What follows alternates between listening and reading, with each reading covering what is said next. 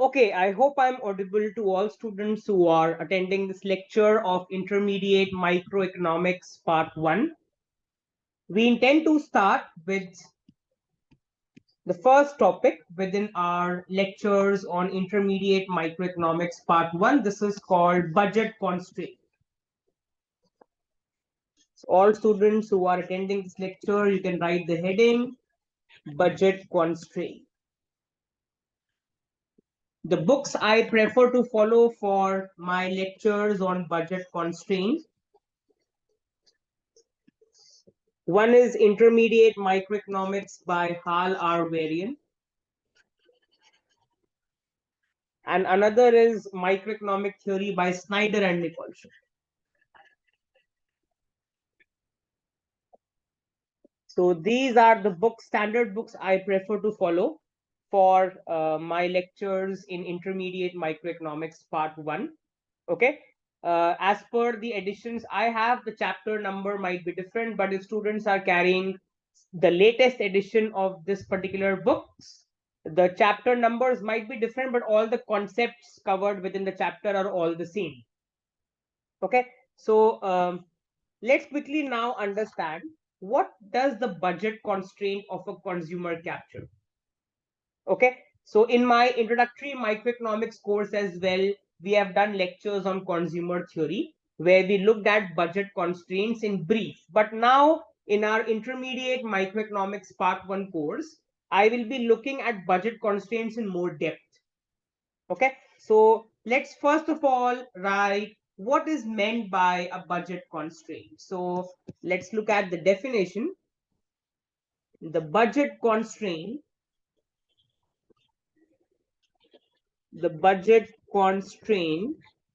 of a consumer gives us the combination of goods which the consumer can afford to consume given his income and the prices of the consumption basket.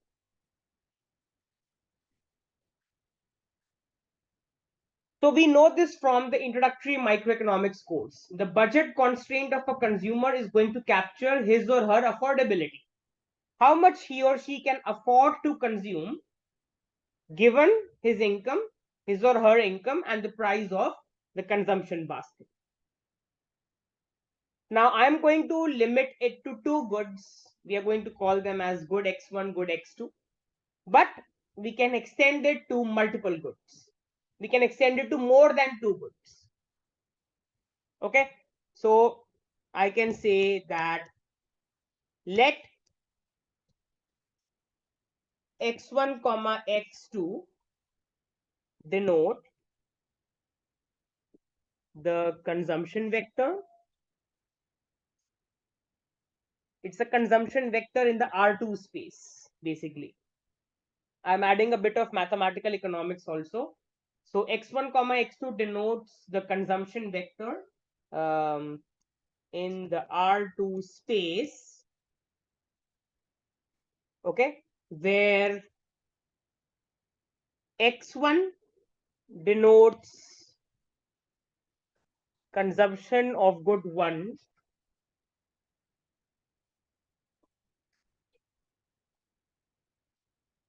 and X2 denotes the consumption of good 2. Okay, so X1, X2 is a consumption vector in the R2 space. This is not R square, guys. This is R2. We have done this in our mathematical methods for economics part 2 course. Okay, so when we did functions in several variables. So X1, X2 denotes the consumption vector in the R2 space. Let P1 comma P2 denote the price vector again in the R2 space.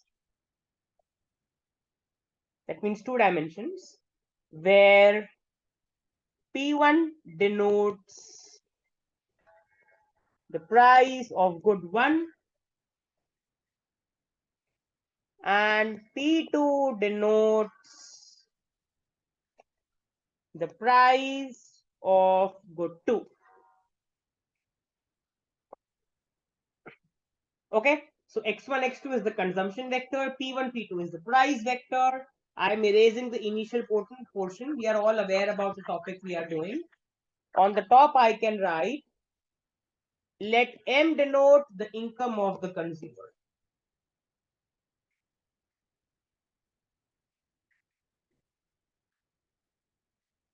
This income is earned by the consumer in a particular period. Think of it as monthly income. So let M denote the income of the consumer.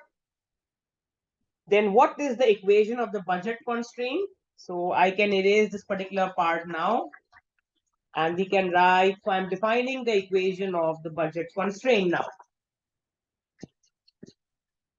So erasing this part off, I can write, define the budget constraint of the consumer as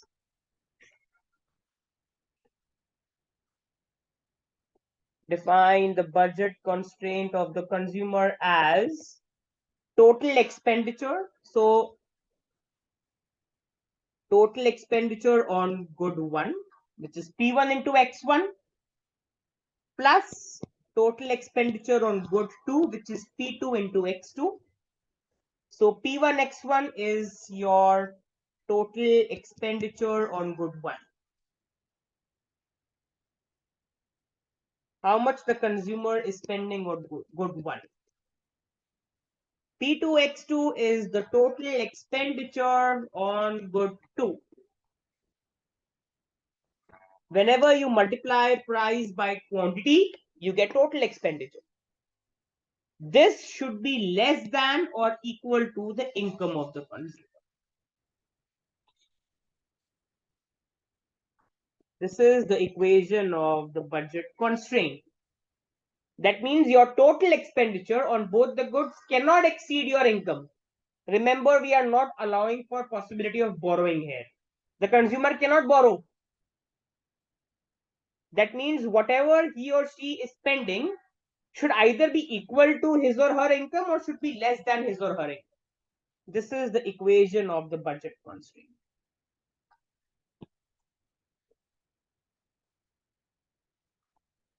This is the equation of the budget constraint. And now we can also interpret it. So if I erase this part off,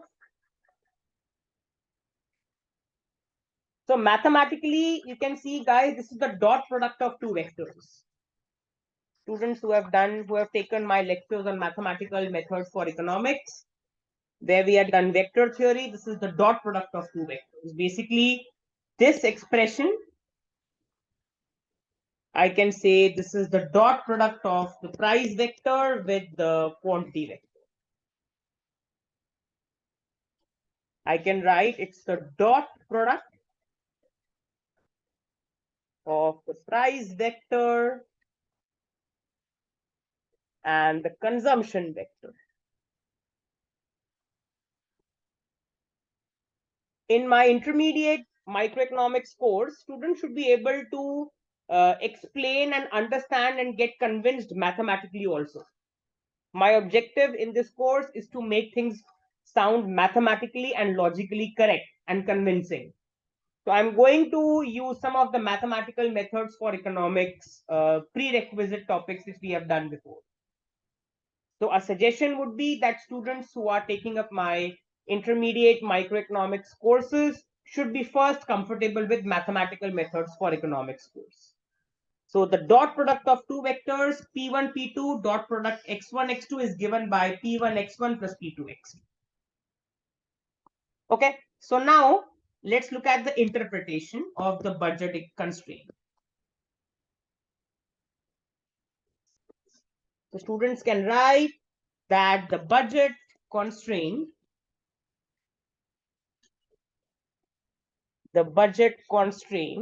of the consumer requires the amount of money spent on tow goods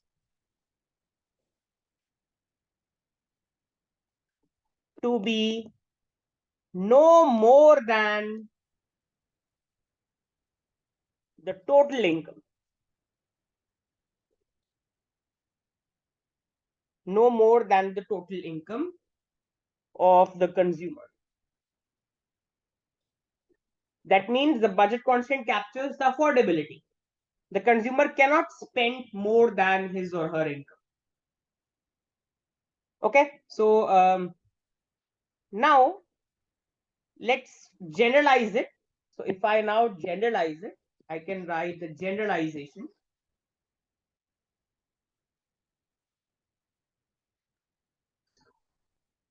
So let x1, x2, xn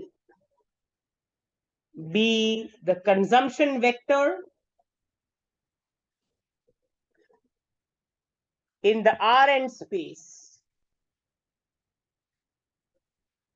and let P1, P2, Pn. So now we have n goods. So let P1, P2, Pn be the price vector in the Rn space. And let M denote the income of the consumer.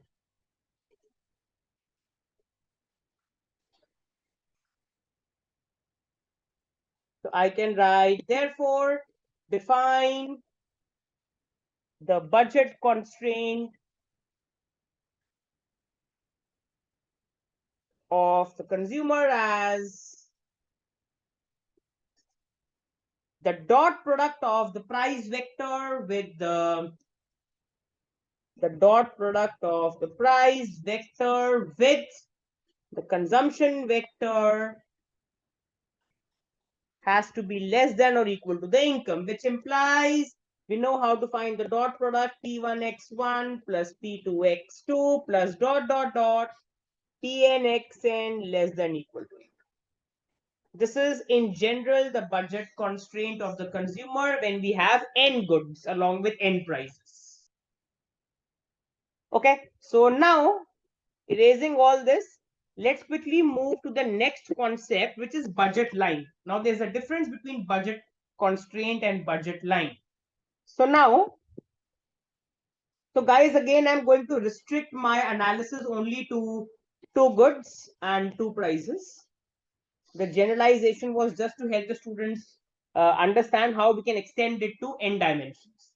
But obviously, in my lectures, I'm only going to focus on two-dimension space. Okay, so budget lines. Let's quickly understand what is a budget line. So budget line is the set of all bundles.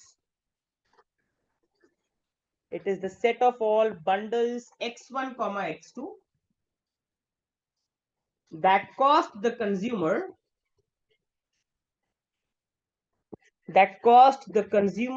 exactly his or her income. So define the equation of the budget line as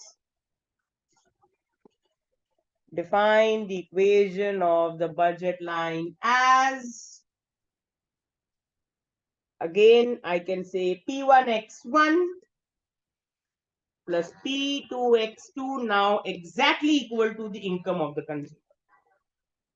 When we were talking about budget constraints, the total expenditure of the consumer was either less than or equal to income. But in case of budget lines, the consumer is spending exactly equal to his income. That means this is the total expenditure on good 1 and 2. total expenditure on good 1 and 2. This is your total income. Your total expenditure has to be exactly equal to your total income. Okay, so this was for 2 goods. I can write the generalization.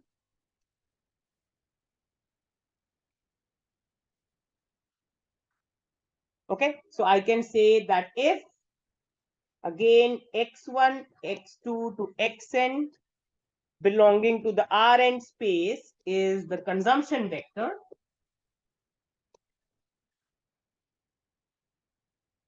and P1, P2, Pn belonging to the Rn space is the price vector, and M denotes the income of the consumer,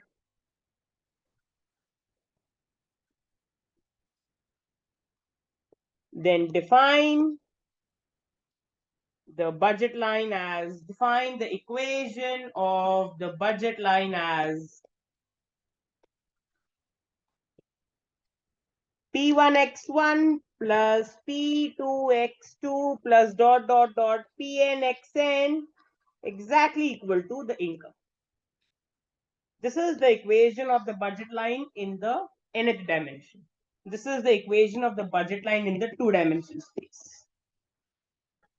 Equation of the budget line in 2-dimension space. There you only have 2 goods with 2 prices. Now, obviously, we can't visualize the nth dimension, but let's look at how you can plot the budget line and the budget set in the 2D space. So, if I erase all this off, let's look at the diagram which depicts the budget set and the budget line.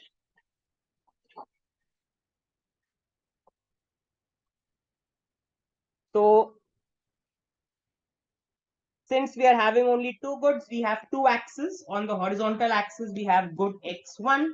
On the vertical axis, we have good x2. Okay, recall what was the equation of the budget line. It's P1x1 plus P2x2 equal to M. Now, how do I find the intercepts? So, let's look at how do we find the horizontal intercept. So, I can say horizontal intercept. To find the horizontal intercept, okay,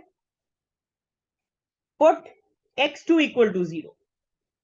If I have to find out the horizontal intercept, that means the intercept on the x1 axis, you put x2 as 0. Put x2 equal to 0 in the equation. So what do we get?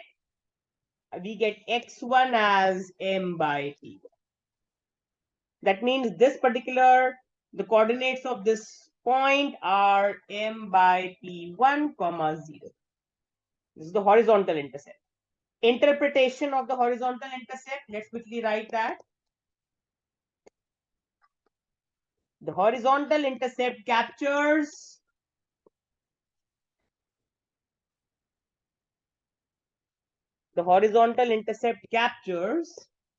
the maximum amount of x1 the consumer can afford to consume. The consumer can afford to consume given his income and prices. The horizontal intercept, which students can see in the diagram, HI. The short form I use for horizontal intercept is HI.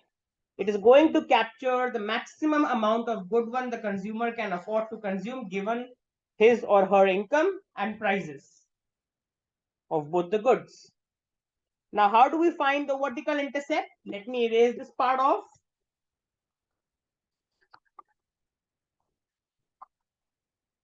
So to find the vertical intercept,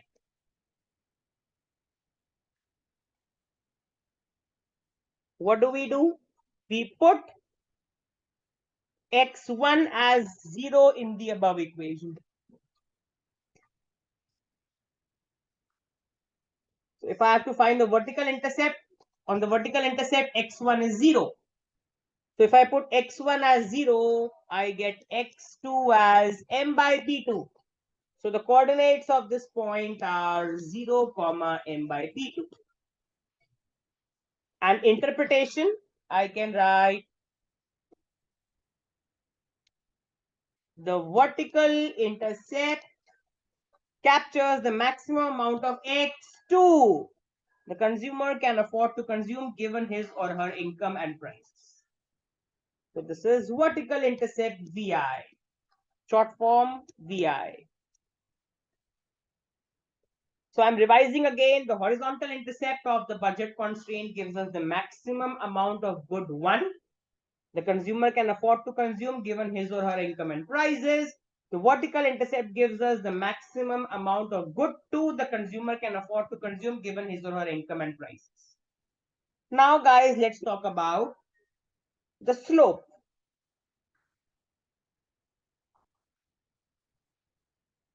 Now, how do we find the slope? In my lectures on mathematical methods for economics, remember, slope is nothing but, in very simple terms, it's dy by dx. This is the y-axis. This is the x-axis. On the x-axis, we are measuring good x1. On the y-axis, we are measuring good x2. The slope of the budget line is nothing but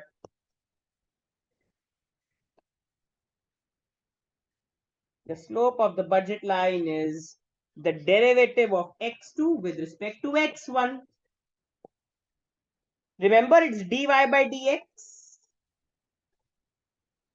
On the y-axis, what am I measuring? X2. On the x-axis, what am I measuring? X1. The slope is nothing but dx2 by dx1.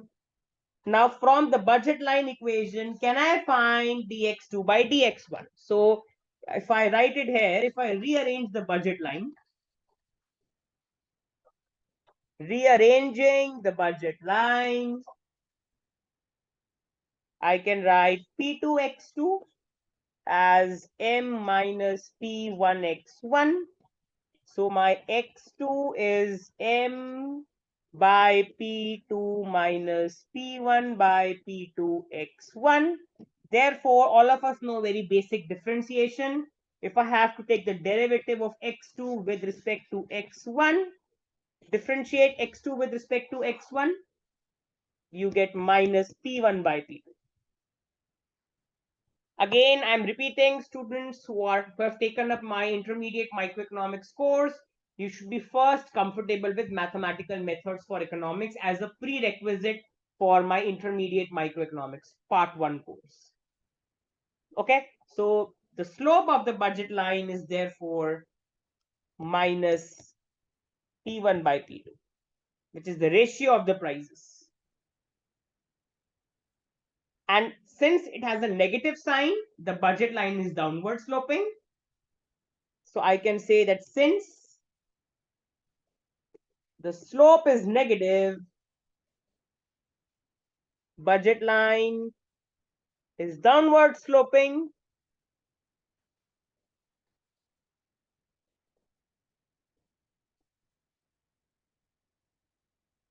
And since P1 and P2 are constant,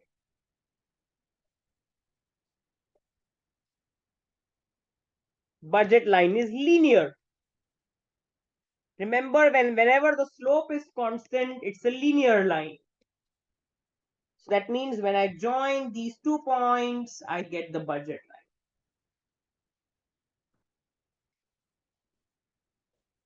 So the red line is my budget line.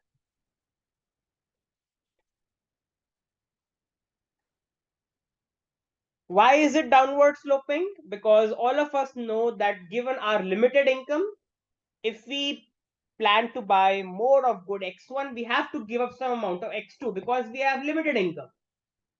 If our income was unlimited, the budget line would not be downward sloping. Or if the goods were available to us for free, the budget line would not be downward sloping. Why is it downward sloping?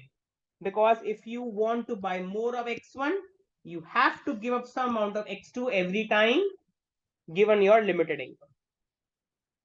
And why is it linear? Because we assume perfect competition, prices are constant. Prices of good 1 and good 2 are all set by the industry. The firms take these prices as given. So since prices are constant at a given point of time, I'm saying, not over a period of time.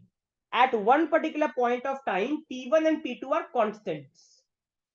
So slope, which is minus P1 by P2, is also a constant. And remember from my lectures on mathematical methods for economics, whenever the slope is constant, the function is a linear function. So it's downward sloping linear line. So the equation of this is nothing but P1x1 plus P2x2 exactly equal to x. This is the equation of the budget line. Now let's interpret the slope. So let's write what does the slope measure. So I can erase all this off now.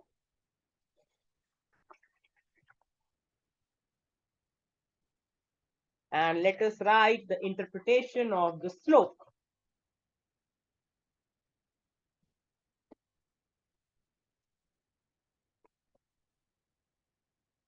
Interpretation of the slope.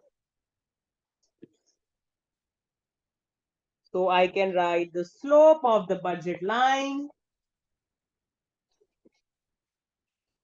which is minus P1 by P2, measures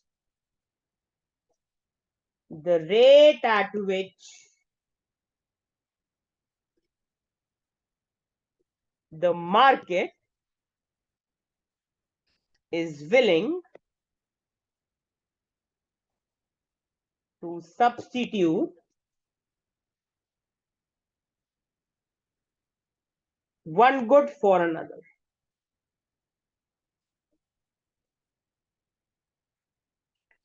The slope of the budget line measures the rate at which the market is willing to substitute one good for another. It also measures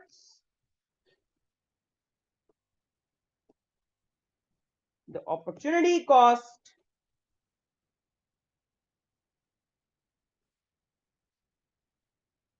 of good of X1. It also measures the opportunity cost of X1. That is how much X2 the consumer has to give up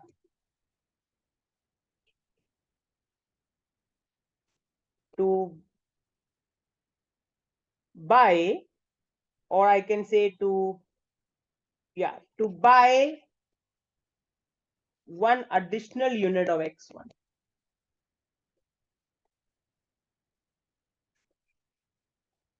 So we can say that the slope of the budget line also measures the opportunity cost of X1. In very simple terms, the slope captures that what is the rate at which the market is willing to substitute good 2 for good 1. That means if the consumer has to buy one more unit of X1, then given the market, how much X2 the consumer has to give up. Remember, there's a difference between how much the consumer is willing to give up and has to give up. How much the consumer is actually willing to give up is captured by the slope of the indifference curve, which is going to come in the coming lectures.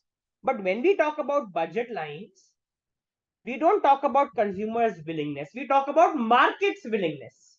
Budget line has nothing to do with consumers' willingness.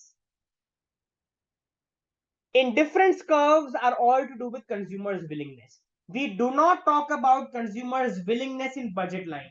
All we talk about is consumers' affordability.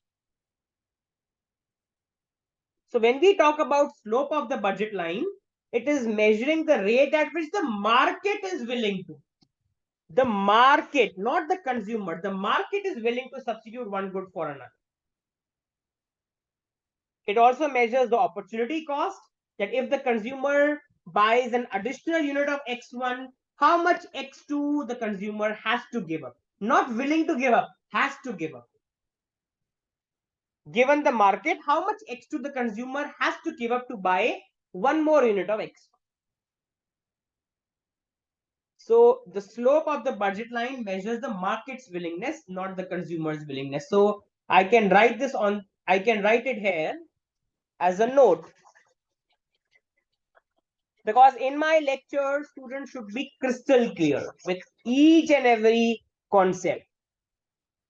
So I can write the slope of the budget line. BL denotes budget line. The slope of the budget line measures the market's willingness.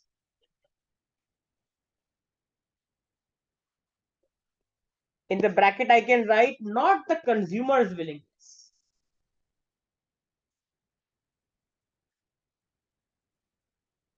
To substitute one good for another.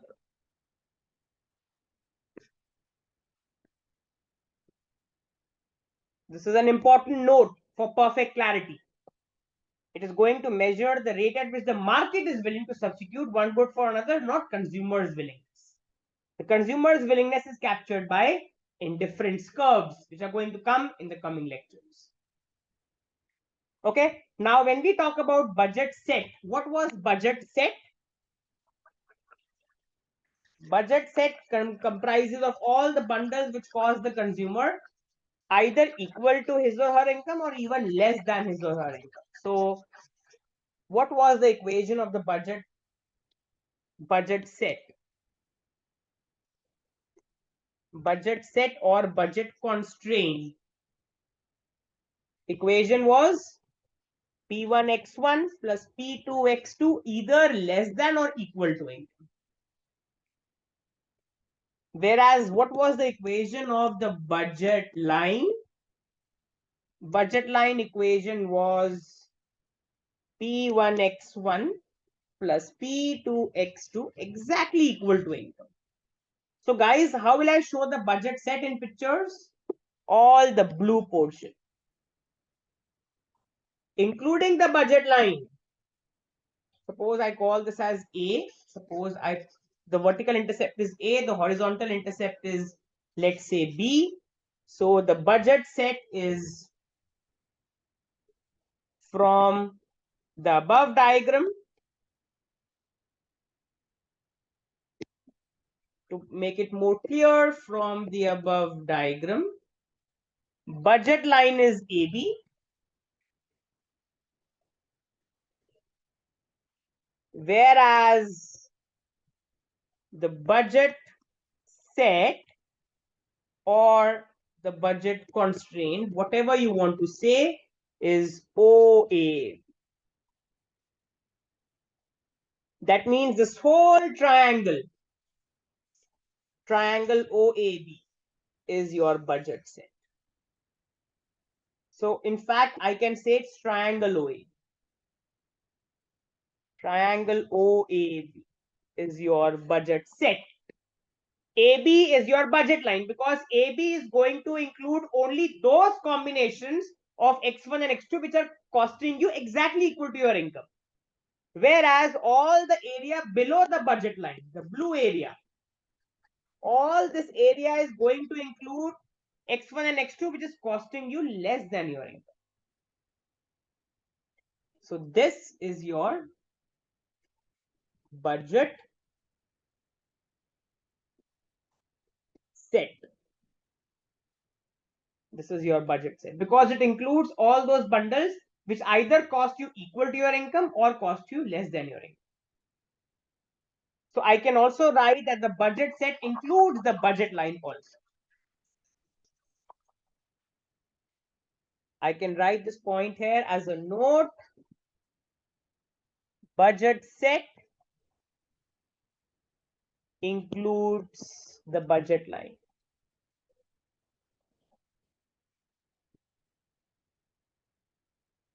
Okay, so students, this is where I intend to stop in this particular lecture. The objective of this lecture was to introduce the concept of budget constraints to all students. Although this is the topic which I have covered in very brief in my introductory microeconomics course. But like I said in the beginning, in intermediate microeconomics course, we are going to do it in more depth. Okay, so I stop in this particular lecture. In the next lecture of budget constraints, we are going to talk about shifts in the budget line. Today, we have derived the budget line, we have derived the horizontal, vertical intercept, the slopes, we have done the interpretations. In the next lecture, we are going to see what are the factors which cause shifts in the budget line. So I stop in this particular lecture. I hope all students have enjoyed this lecture. Any doubt, you can either unmute your mics and ask, or you can call up, or you can mail me your doubts at divineschoolofeconomics@gmail.com. This is where I stop in this lecture.